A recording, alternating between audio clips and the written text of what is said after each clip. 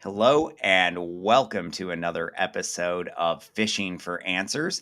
Today I am here with Andrew Obadiaru. I'm sorry, I lost it right at the last second. Go ahead, Obadiaru. Did I get it right? Excellent. You got Okay, it. I'm terrible. I do apologize, but today we're here with him. He is the CISO. Andrew is the CISO of Cobalt, and so we're going to dig into a little bit of what he sees or his views on the human element are. I'd love just to sort of open it up and ask you, do you have any overarching sort of opinions about security awareness or phishing or anything like that? Sure. Josh, thanks for having me. It's a pleasure to be here. I think, security awareness, I think, is important, right? For any organization, security awareness is a key component of any security stack because that's how you keep your folks. Your biggest defense is really your employees, your human elements. If they get it wrong, one screw up could create problems for your organization. So for us, we invest heavily in security awareness. It's important that our users understand what is expected of them from a policy standpoint, from an acceptable use policy standpoint. And when it comes to phishing, it's the same thing. There's a lot of different things you have to worry about now with the introduction of AI. Phishing has become a lot more sophisticated. So the more you're able to educate your user community about that, you're able to stay a little bit ahead of what cyber criminals are trying to do out there. So I think I place a lot of credence on phishing, on security awareness, because it's really a key component of our security stack and our security strategy. That's wonderful and music to my ears.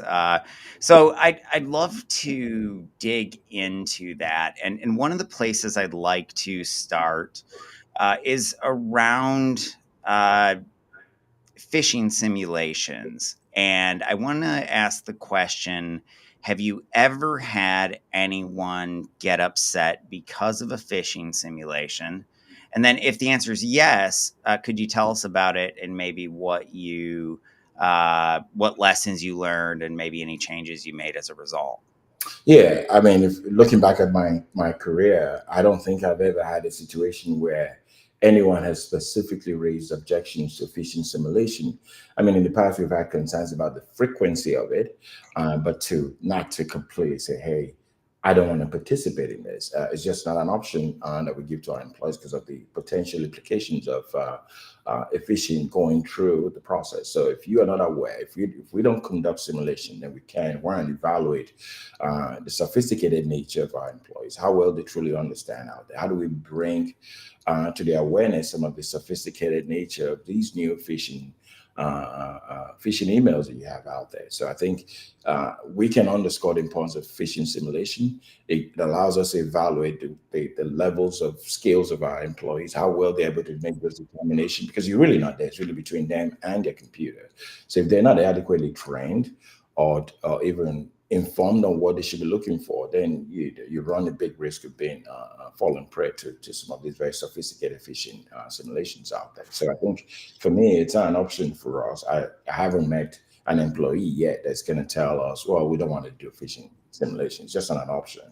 The importance are there. We've emphasized why this is important for us as an organization, and I think everyone has been very cooperative and understanding of that. So, in all of the organizations that I've worked, phishing simulation has been a key component of our security strategy or security awareness program.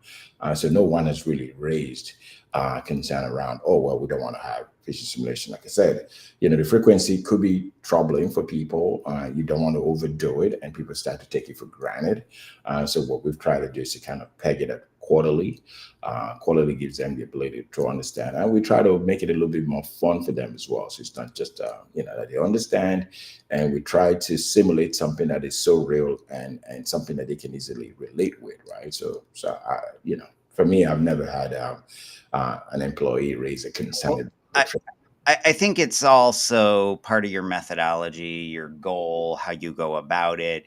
If the goal is nothing more than to trick the user, I think that's when you're going to have upset users. But when the goal is to educate and you can properly communicate, I find that you don't get a lot of those. But it really depends on methodology, and that's the reason that I ask. Very interesting. And I feel like maybe a great follow up question then to that is, when you run phishing simulations, what would you rank as your top three goals? Well, we're looking for one, the percentage of folks that are clicking, right? Who is clicking on this, right? Who is sharing credentials online? Who is raising concerns about what they suspect, right? Reporting, suspicious email. Uh, and luckily for us, our number has been very low. We're actually below the average organizationally. So I think that's been good. But off the back, that's what I'll be looking at. If we get an increase or increased percentages of folks that are clicking, that's going to be concerning for me, right? That means they haven't been either paying attention to our training, or our training is not sufficient enough to give them the information they need to be able to act in those moments. So for us, those are the key metrics we'll look at.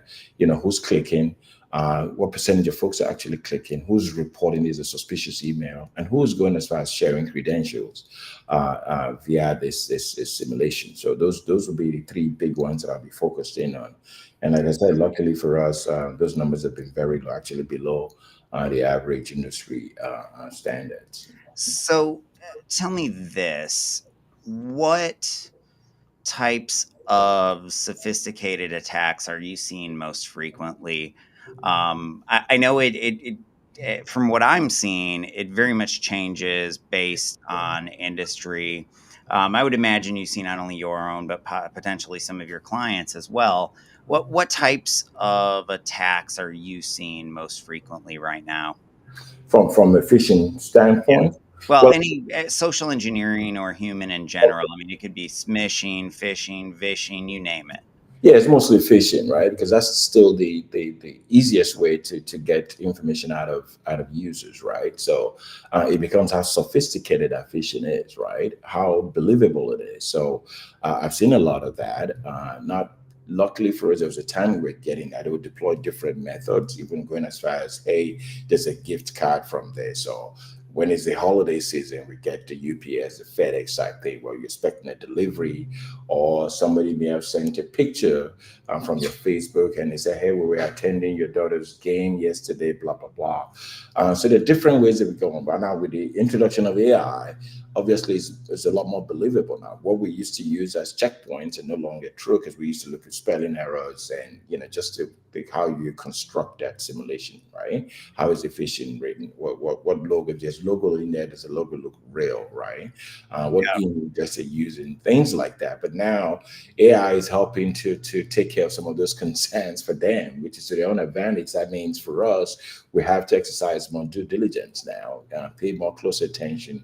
The phishing simulation we put together has to be extremely believable, has to be, AI driven as well. To the extent that we can leverage AI in driving those simulations, we do that as well. So the goal is to be one step or two ahead of them, right? Anticipate what they could So, do and then leverage that. so let me ask you this.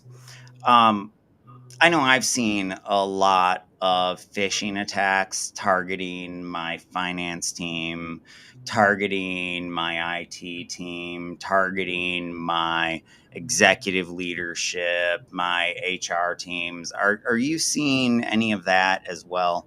Absolutely. The executive team remains a big target. Our finance team remains a big target. We've had a few instances where folks try to redirect emails. Organizations share some of that information time to time. So the areas you've mentioned, these are the key areas of because really at the end of the day, and there's a financial benefit to these individuals, right? So they're looking for where to get the biggest bang. And so if you're able to tap into a CEO's email, for example, or even a CEO's computer, that's a wealth of knowledge of information that you can certainly leverage. And same thing for our financial teams as well, our financial department. So those are the areas we work closely with those individuals more to just really say, if anything comes across suspicious, send that to us. So we have different technologies that we deployed in addition to the simulation exercise that allows them to channel some of this suspicious email to us into a different domain where we can evaluate it and determine whether it is a legitimate email or not. But those groups you mentioned remain a big target for most of these cyber criminals. You know, they want to be able to tap into your executive team or your finance team or the tech IT team or even the people team as well. So, are you doing any role-based phishing or role-based training to really adapt to that changing and more targeted threat? Well, we do a little bit, right? We're not really segregating the training. So what we try to do is to kind of, because if it's true for them, it's true for everybody else, right? So if they are not successful in phishing an executive, they may be successful in phishing a regular employee. So to us, the risk is still the same. I don't want my environment to be compromised, right? Whether it's coming through an executive or even coming through a regular employee. So we don't segregate in that way, but we tend to, whatever we've learned from the process, we incorporate it into the training, into the simulation, and we roll it out across the organization. So, yeah. Okay. Wonderful. So I have a couple of other questions. So it is Security Awareness Month. Are you doing anything special this month as a result? Well, we're still in the middle of our awareness. We typically do it every October. So we're doing that. We're also baking in a Is reward. that like an annual training that you do? Annual training is from the 1st of October to the end of October for every user. And if we have new folks coming into the organization within that period, in addition to the annual training, we also deploy new user training as well. So for this period, what we've done is to kind of build some kind of reward structure into the process to say, hey, if you complete this within a record time, you get this. If you're able to answer all the questions right, and then if you follow some of us, acceptable use policy, we encourage folks to do all of that, and there's some level of some token of a gift that we could give out to those that really follow those policies very well. Okay. So I think you mentioned earlier a little bit about making it entertaining. Did I hear that? Um, So, yeah, are you did doing that anything around that? like get me feel type of thing. Yeah. Yeah, we do a little bit of that. And the reason we do that, for those folks that are not technically savvy, right, that find some of this stuff boring, so we find a way to make it a little bit more engaging for them by deploying some kind of game into the process. So we work with a third party that help us build out some of this training. So they incorporate some games in there to kind of, make it a little bit more entertaining and engaging for them. So they're not just trying to click, and get through the process. So we incorporate the gaming into some of the questions and answer process as well. So we find that to be beneficial to the employees. With the pace of time they take to finish your training, it's not a little bit more as against if you're doing it without any kind of games into it, they just want to rush through it and get it over with. But when you incorporate some kind of gaming or gamified into the process, they're a little bit more interested, especially the game. It's interesting enough for them. So I'm curious just to get your opinions. AI is it's a wonderful thing. It's very cool. I know AI has been around since 1958, I think it was, or something like that, right? But in the past 2 years, to everyone's credit, and the fact that it's so hype's credit, it's changed, and technology is all of a sudden exploding once again. But with all of that excitement and all of the opportunity that comes with it, there's risk, and there's new things that we need to be training our people about. So, from an awareness perspective, what are the top things that you believe we need to be training users about as it pertains to AI? That's a very good question. I mean, AI comes with a lot of benefit and advantages. There's also risk baked into it, which may be easily, I may be easily aware of it, and the ordinary end user may not be what those risks are. To them, they're just imputing data and trying to get output out of it. So what we've done is to kind of let them know, be cognizant of the data you share in this process. because we lose control of that data once you put it in. It's no longer within our purview. So that means on the back end of that, whoever is receiving that data, whoever owns the LLM, that means we're not going to have any visibility. So sensitive information, you can't share that via AI. You can't type that into that prompt to seek any particular feedback.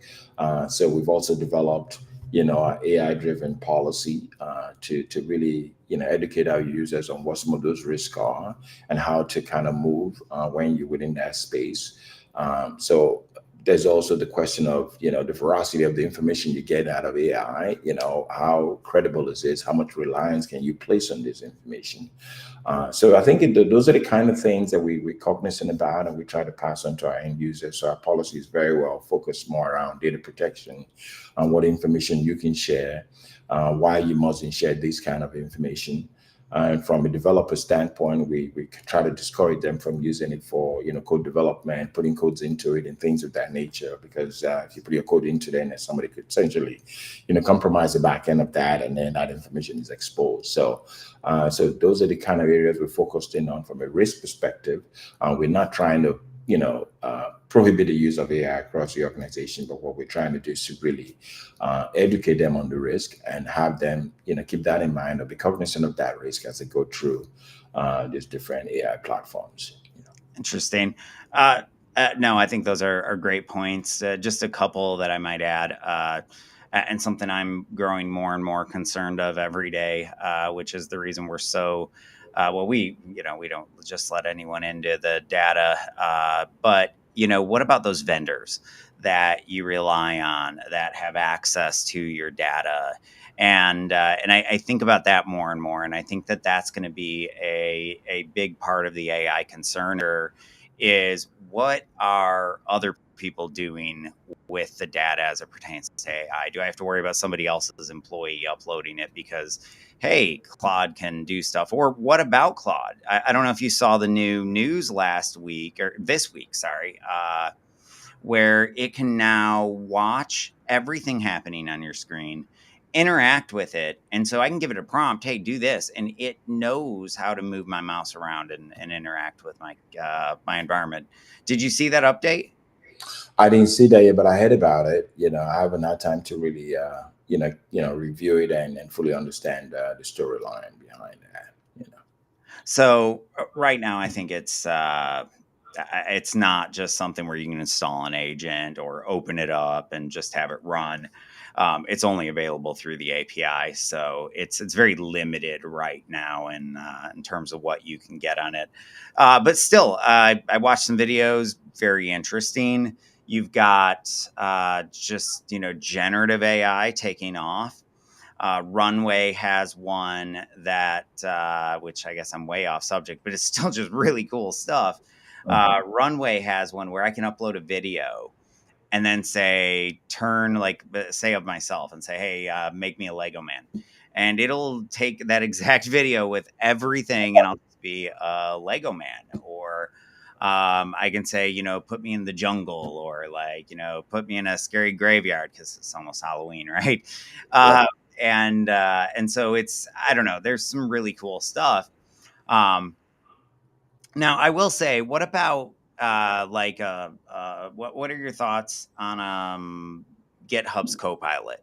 If GitHub is compromised, well, our code's compromised anyway, right? So I mean, what are your thoughts on AIs or utilizing coding AIs like that? Yeah, again, that's an important point, and we've had those discussions with our developers. We do have GitHub Copilot. We have it on limited use at the moment for the obvious reasons you just touched on. So the risk is certainly there, even though we've gotten tons of assurances from GitHub that the system is secure, blah blah blah. Microsoft has never had any issues. Exactly. So we try to do as part of either our onboarding process or periodic renewal process or periodic touch points with our vendors, would ask those questions, right? So we drive into that process a little bit more. How much of AI you using? How does that work? Can you inform us on the extent of AI? How much of that will interact with our data, et cetera, et cetera? What measures you have in place to control that? So luckily for us, the vast majority of our vendors are not really tapping deep into AI in that kind of way where it's concerning for us. So that's good, but I expect that to change over time. But I think what we've done, we've been very proactive in that regard and to stay on top of it, to work closely with our vendors, to encourage them to be transparent with us on that use. So I think for GitHub, I mean, we certainly we use it. It's a very popular solution as part of the developer team. So we've had those conversations with our developers, and they're all cognizant of that risk. So I think they're very measured in the use as well. So I think, and we overlook that process. We have access to the GitHub Copilot. We review some of the information in there as well. So we look at the different repos. We do our different things with that, just to kind of ensure that we're not exposing ourselves too much here, and to just continue to keep our developers informed of that risk. So when you are aware of that risk, you're able to kind of operate differently, as against if you just don't have any clue what could potentially go wrong. So, one thing that I'm realizing more and more is that we as cybersecurity professionals really do have to stay on top of everything that's happening in AI, because that impacts our day-to-day job, not just in terms of new tools that may be available to us, but also it's other things like what types of technologies and tools might be available and out there that my users are interested, that my users might be using. Like, I'll give you an example. You do pen testing, like software or SaaS pen testing or something like that, right? Did I describe that? Okay. Yep, correct. So there is this tool called Interpreter where it allows me to integrate ChatGPT into Kali Linux command line terminal. So I can just tell it what I want it to do. So what if one of your pen testers was doing that to, obfuscate data or whatever, or heck, even just using it to pass data out of the network or something like that? I'm not saying that they would, but like I feel like those are the types of things that, as long as we're aware of them, we can block them. But as soon as we stop becoming aware of them, then that's when they can happen. And so I just think it's almost a reminder for all of us, like this advance in technology, that we have to stay up with advances in technology so we can secure them. Very, very good point. And we've had those concerns as well. But I think what we've done is we don't use AI as part of our pen testing at this point. So I think all of our testers are also aware of that. We do use Kali. It's a pretty cool tool. I will say that it's a pretty cool tool. But I think the question is, first of all, do our clients want that, right? Secondly, can you 100% rely on the outcome of that, right? So I think for now, it's still on the evaluation. To what extent do we want to deal with AI or use it? We use AI in limited capacity, mostly for report writing, report generation. But as far as actual pen testing, we don't deploy AI at all. And I think all our testers, we've also communicated that to them. You're not allowed to do that, right? So we have methodologies we've built, we have processes we've built that they have to follow. So no one at this point is doing that. Thankfully for that. To be fair, the number one thing that it's really good at is understanding the flags that you can set, or the different variables that you can set for all of your different pen testing tools. So it just really makes a good pen tester better. It's not like it's just going to go hack on its own. We did get it to try on its own, and it was terrible. It was just absolutely terrible. It ran an in-map scan on like the top 25 ports or something like that and called it a day. I think it had the -A flag, so it was running scripts. So at least there was that. But I mean, it wasn't very good. Where I found the value was because I was just playing with it. And one of the things I asked it to do was um, develop polymorphic malware. And initially, it was just terrible. Then I reminded it, hey, you're sitting on Kali Linux. You have a lot of tools to do this. And then it of course asked me, well, here's two that I would suggest. Which one do you want to use? I tell it, and it creates this wonderful prompt that was spot on, and it understood the context of how to structure that very easily. So I didn't have to spend 35 minutes, or probably more like 5 minutes reading through the man file to figure out how to structure that command if it's not one of the ones that I use every day. So I don't know. I find it really interesting, and I'm very excited to see where things are going in the future. Yeah, I think over time it's going to get to that. I think most organizations and us, everyone is just a little bit being cautious at this point to see how quickly you want to make that Yeah. jump. You I know, I think the only people not being cautious are the bad guys. precisely. So, and it's helping them a lot, right? So, Yeah. for us, we just want to be cautious, and obviously, with time, there's going to be additional use of AI in every aspect of some of these security solutions. I think we just kind of, taking all of the necessary measures to evaluate it and see how well best we can leverage that and to what extent we can use it. So, And I will say, the real Skynet is just AI phishing us. If we got to be honest, like everyone is worried about the machines attacking, and they are every day in our inbox, in our text messages. But I do. It's funny. We wrote an article about that, and there's so many people worried about Skynet that we get like 50,000 impressions a month on the word Skynet to our website. And I mean, we're so far down the search rankings because we're a cybersecurity site. We're not like sci-fi or whatever, right? Um, and it was only mentioned a few times on that page, so we don't even have good keyword density or anything like that. And so it's just funny to see how much and how deep people are going on the internet researching about Skynet. Um, no. so I have a question I like to ask everybody, and I know it's not such a simple question, but if you had to pick one or the other, which would you pick, carrot or stick? Hey, that rhymes. Hmm. That's a tough one, right? So I think it's a combination. If I have to pick one, I'll do the carrot, right? Because the way I've looked at it, we all have a stake in this, right? So it's not just a responsibility designated just for security folks, right? The protection of our data and our organization as a whole, everyone should have a shared responsibility in that. So if we have a shared responsibility in protecting the data we traffic in, then it's a common knowledge. I don't have to force you to do anything if you share the goal and the responsibility of doing that.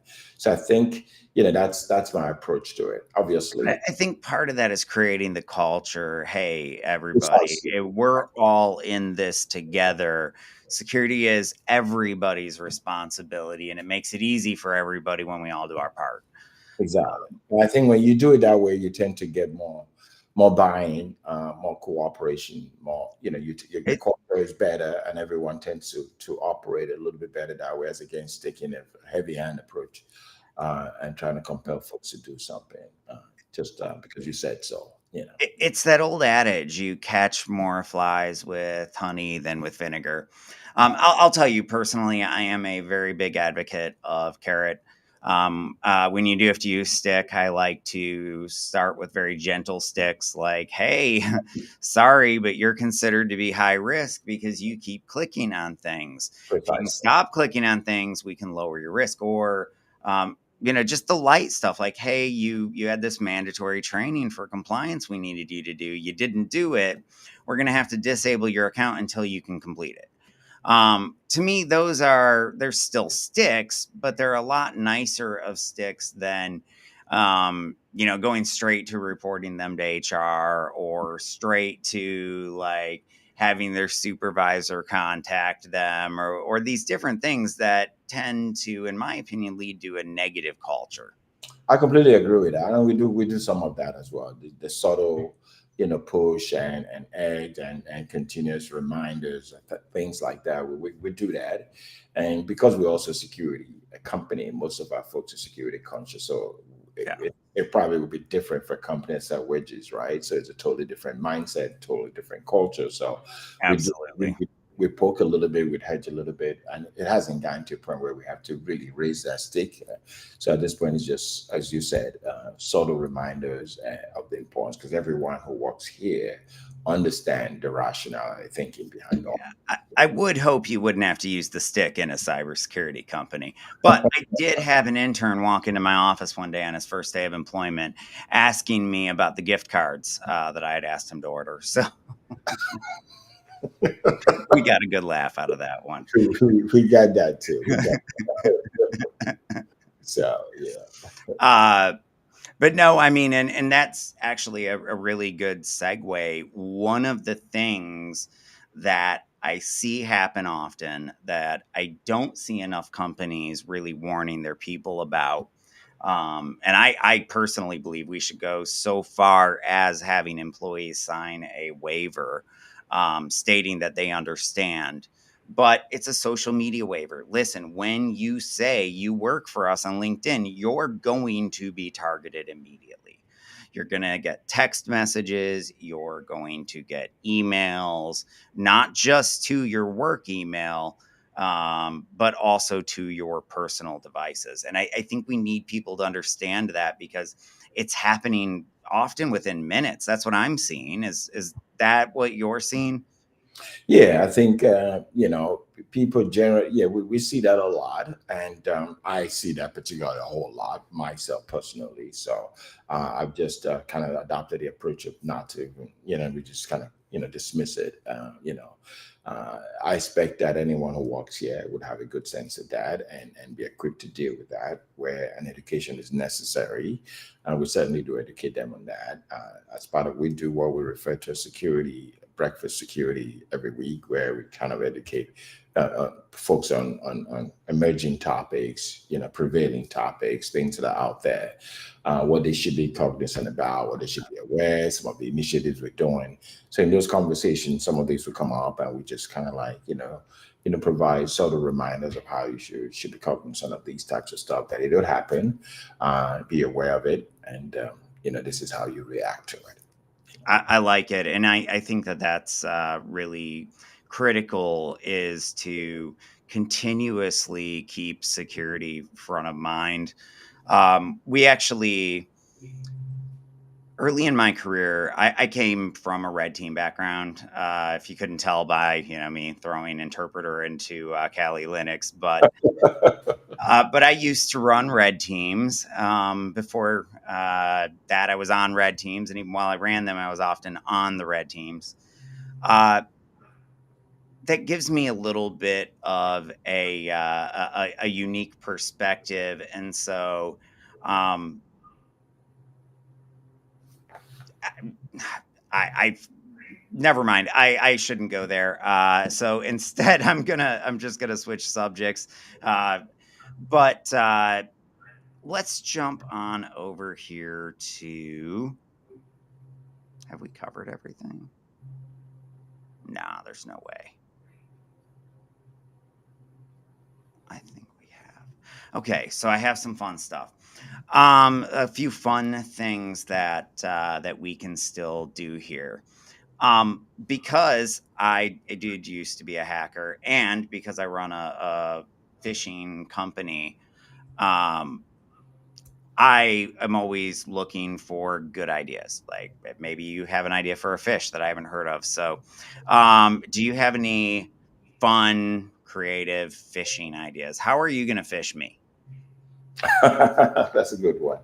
I think if I was to fish you, well, I'll be so focused on, staying on the other side as against trying to fish you, mom, prevent being fished. But I think today, depending on where you are, and what is relevant to you. I tend to believe that social media is still the biggest way, right, to really get to someone. If I have access to your social media profile, for example, which is easily accessible, and you share a lot of information there, I think that would be the first thing I will go to, right? To say, hey, what pertinent information I could get out of this I could use that would be believable to you, right? That would make you really reconsider. Even if you're not falling in, you're going to really weigh in heavily. So that would be one area I would go. Another area would be if it's in the holiday season. I mean, there's a lot of different things happening in the holiday season, whether Oh, absolutely. It's a great time to fish people because they're busy, they're distracted. they're Um, distracted, they're busy, they're they're in expecting. the UK, they're drunk. Precisely. So there's a lot that happens. So I think, I would have to get more detail on the situation to really plan it out. But I think social media would be a key component of it. And with the whole remote first culture, so I mean the whole social engineering becomes a little bit more easier now, right? You're not dealing with parameters of a network, of office network. You're dealing with an individual who is in the comfort of their home, and you're trying to, engage them. I think they're more susceptible that way as against when they're in an office setting, where other things may come into play. So if I'm including on your social media profile, I think there's a wealth of information I can certainly tap into. Oh, Um, absolutely. And most people's, and I think they don't even realize everything that they share. Like the example I love is on Facebook. Almost everybody has on their timeline someone from their graduating class that wishes them a happy birthday.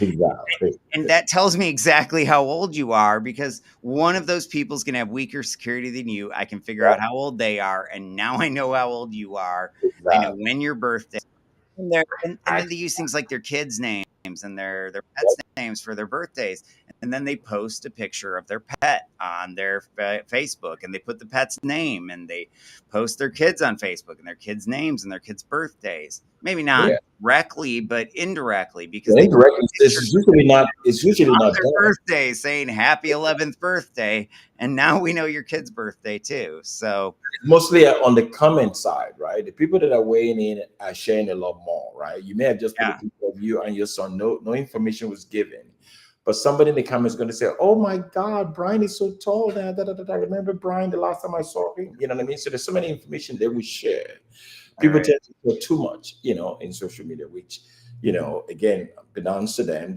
They're not, they just see it. They don't see it as a possibility that you could tap into this information to do something outside of, you know, what they've intended that information for. So people could be, there's a lot of information you could leverage in getting to somebody and really fishing that individual.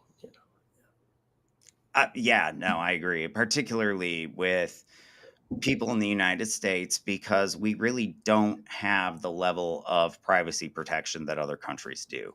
Yeah. And I think we're only going to get it when we demand it, and so as consumers, we need to be more aware of our privacy and demand more privacy out of the big corporate giants of America in particular, because that's the only way we're going to end up getting that level of privacy. And I do like seeing California and Colorado moving in those directions.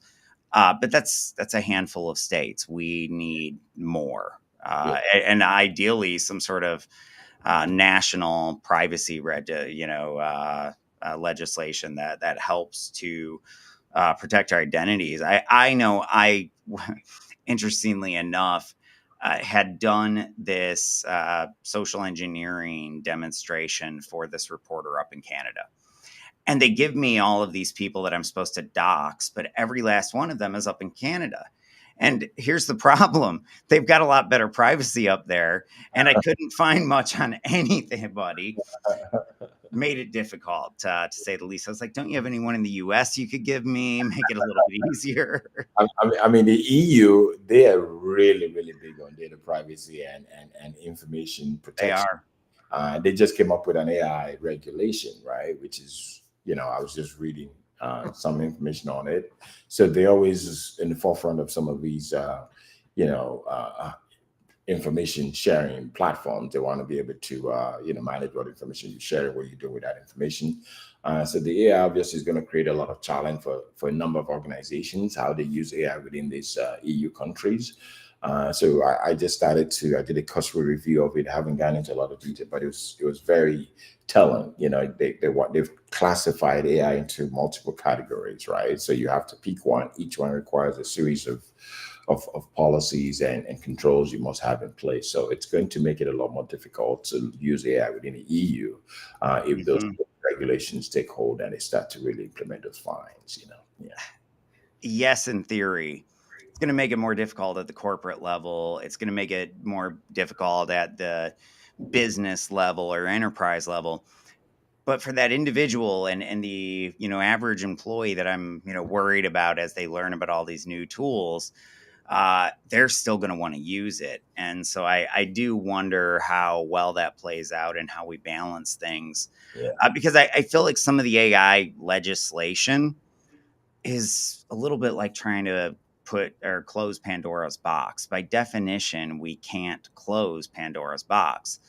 I wish we had put a little bit more foresight into this. When you look at like schools like MIT, they started their AI programs back in the 50s.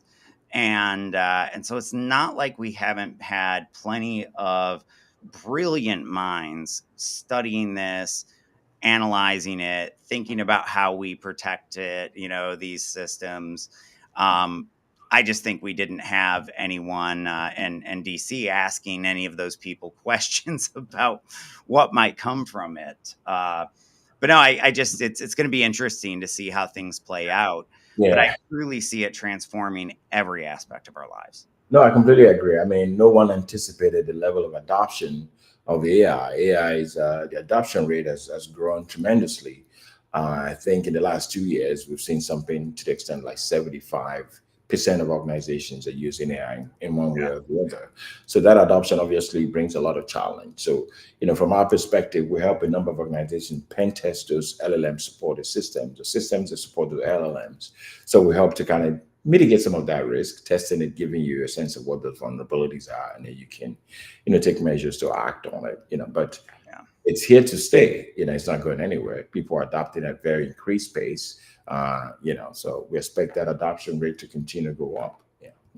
Yeah, I was just telling a large language model to write me a song about its instruction set, and it did not. But I could also tell based on it that it seems like, and it's just this one particular instance, but I've seen it a couple other places too, that it's we've got a layer like it's being blocked almost at a WAF level and not at the LLM level. So they're so worried about what's going to come out, they're monitoring. And the problem with that is, what if we didn't think of a word that hacker uses? It's like the Dan, do anything now prompts that people came out with when Chat GPT was first getting big, and all of a sudden it would be the evil sidekick that you wanted it to be. Right. Very true. Okay, so uh, we are almost out of time here. I do try to keep these to right about 45 minutes, but we are in Security Awareness Month, and I gotta ask, do you have any tips for that end user? Yeah, I think they just have to exercise due diligence, right? And they have to be very cognizant. They can't take things for granted. The Uh, threat is real. the threat is real, and you are going to fall prey if you don't have that mindset. So I believe the employees is really the any organization, your employees is really your biggest wall of defense. And if they are not clued in, you are going to find there's no amount of technology you can deploy that can make up for it through awareness that you can give to your user community. So the more aware your user community is, I think the better secure your organization will be. So encouraging them to be cognizant, to exercise due diligence, whether it's just a random email, look at those emails again, take the time to truly evaluate and just follow an acceptable use policy of your organization, where you can go, where you can't go, where you can do things of that nature within the different web out there, where you can deploy, So when you Yeah. stay in that mind space, I think, you will do well, not just for yourself, but also for your larger organization as well. So, as a way of breaking down bridges between cybersecurity and maybe other departments, I am asking everybody a question. You can feel free to say plead the fifth, or to tell me, or to say answer however you want. But one question I have is: have you ever fallen for a fish? Personally, Yes. no, I haven't. I Okay. have because I'm, outside of my work, I'm just also a very skeptical person. I'm always thinking Makes got to sense. be a different motivation to this, right? Now on my cell phone, I get it on my cell phone as well, not just on my work email. And I'm also, over the course of my career, I try to use my work email purely for work. I don't merge both. So the chances of me getting something that is personal on my work email is very limited, right? I know a number of folks that use their personal email, personal computer for, companies Work or stuff for like that. work as well Yeah, as it should always be separate. so I try to separate that for that reason. So my emails don't come to anything that has to do with the work. My work environment is very different from my personal. So the chances of somebody sending me something and that is personal on my work is very slim. So if I get that, then all of my antenna go up and like, what is this? So I'm not quick to click, by my very nature. I'm very measured. I had to ask just because I had somebody approach me and they were just talking about how everybody's always ashamed to admit that they and how they had realized that them and a bunch of their friends had fallen for the same scams, and if any one of them had just bothered to share their story, they all would have, or at least a few of them would have been able to avoid it. No, And so I added that ever since to it, because I just think, if it has happened, it makes us a little bit more human. but I that's good. actually did once. I had a Google alert set up. I had them forwarded. I knew it was a legitimate Google alert. It wasn't the fact that it was a fake Google alert. It was what was in the Google alert that got me. It was a just a the same title to one of my talks that I gave at a few conferences, and it was a video. And I was like, oh, I haven't seen it on this website. What did they write up about it? And so I click, and it was blocked by the WAF. But in that moment, I was like, oh, I should have known better. Exactly. But they caught me, and it was that sort of instinctual whatever, and it was really interesting. It was definitely Russian, but what I found interesting about it was that when I started not just searching my name with sites that have been added in the last 24 hours, but I started looking at other speakers at these same conferences, I was finding all of those same types of bait pages for them too. Yeah. But no, I mean, I personally had that one. My favorite story is when one of the fish that I created to get people like us almost got me. I think for me, it's a combination of luck. It's not just that I'm too savvy. I'm just too in a position not to be fished. I think I've been lucky. I've not been faced with a true sophisticated fishing. Who knows how I would act in those situations? But I think today I know a lot more better than I did maybe 10, 15 years ago. I think it's also a cultural thing. You just have to take that culture into the, when I get an we can look at the email address, right? If the email address does not match the body of the email, if you're sending me email you from some company and it's dot whatever, whatever, which is Yeah. inconsistent, that tells me something is kind of unusual here. So yeah, I just don't click for a variety. I just, even when it's legit, I still kind of like exercise some caution before clicking. I think that's been very helpful for me. All right. Well, hey, I appreciate you joining us today. Thank you, everybody, for joining us for another episode of Fishing for Answers. And as always, be sure, be secure.